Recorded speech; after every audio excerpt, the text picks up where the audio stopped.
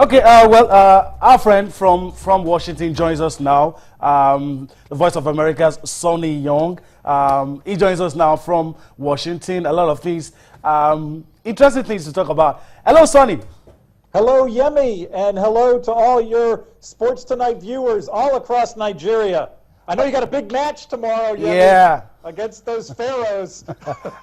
All right, since you talked about it, let's go straight into it.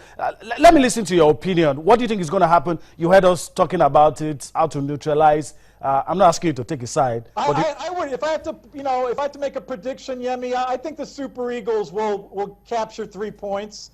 I think they'll win, and the return match in Egypt, but I think they do need 3 points to really make up ground on the Egyptians. But I'm going to go with the Super Eagles on Friday. I think the home crowd will really make a difference for them. Kind of a trial by fire for head coach Samson Siasia. Yep. He's taking over under kind of difficult circumstances. But yeah, I'm going to go with the Super Eagles. Okay. All right. We'll wait to see, and we'll get your opinion on that. But let's quickly go to basketball. We'll come back to football. But let's quickly go to basketball. I know you want to talk about your team, but let's talk about college basketball. What's going on right now in the United States? Yeah, Yemi, right now it's kind of a hotbed for college basketball. This is by far the most popular time of the year. They call it March Madness here in the United States because of this championship tournament played at the Division I level, teams all across the country. We've reached what's called the Sweet 16 stage in the tournament, 16 teams remaining. The 4 top seeds, Kansas, Oregon, North Carolina, and Virginia, they're all still alive in the tournament, and they'll be playing over the next couple of evenings.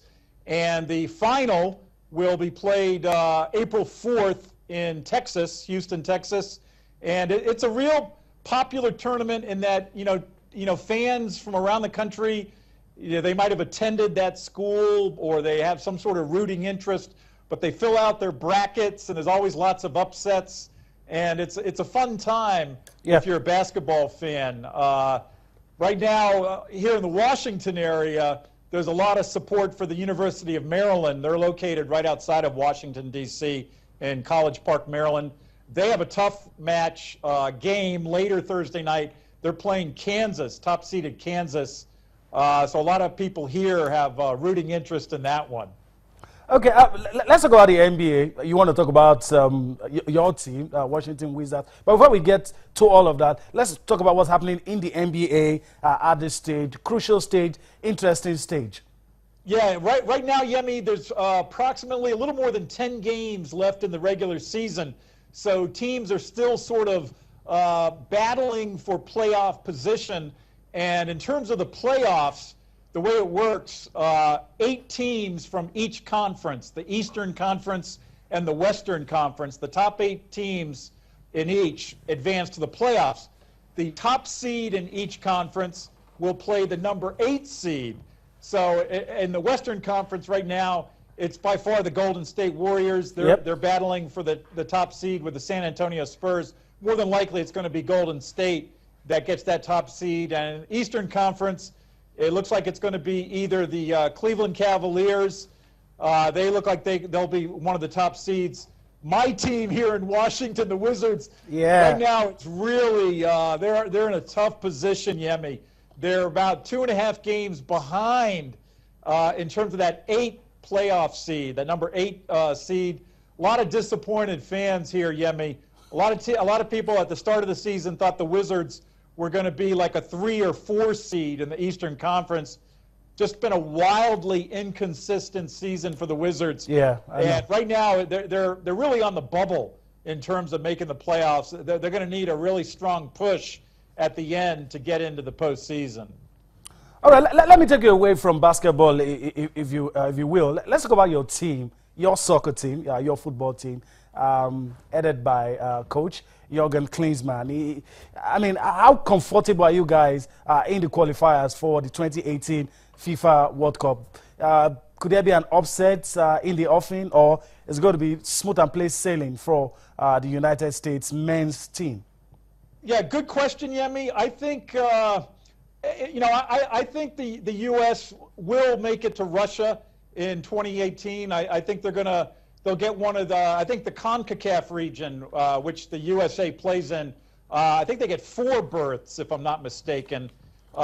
USA and Mexico are traditionally the 2 top teams in that region.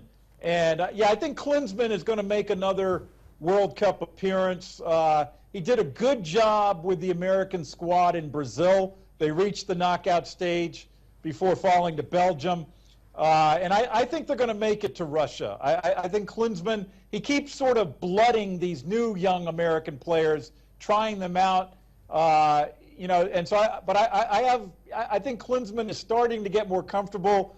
And, the U.S. Soccer Federation has pretty much placed their trust in Klinsmann by renewing his contract after the 2014 World Cup, and which is unusual. You don't see that often in international football, that a coach goes through 2 cycles, 2 World Cup cycles, I'm saying. But yeah, I think the USA will make it to Russia in 2018.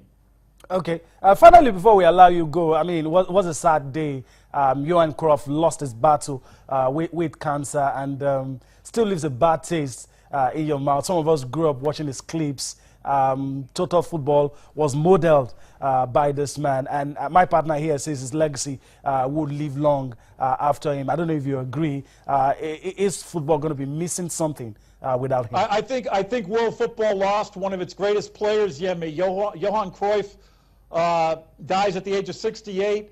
The vision of him on the pitch. I've been looking at some of his YouTube videos and from his younger days, and just a wonderful player to watch, and also unique. He did well as a manager also after his playing days ended. With Barcelona, 8 seasons as Barcelona's manager. I know Barcelona was very saddened by his passing. And just a quick local note. He played briefly right here in Washington for a club called the Washington Diplomats at the very tail end of his career, kind of his swan song. But he played 30 matches for the Diplomats, and just to show you how even at an advanced playing age, I think he scored 18 goals for the Diplomats. But yeah, he'll be greatly missed, Yemi. All right, thank you, Sonny, for your time. We really appreciate your presence. Hope to do this again next week. Thank you, Yemi, and have a good evening to all your Sports Tonight viewers. All right, thanks, Sonny.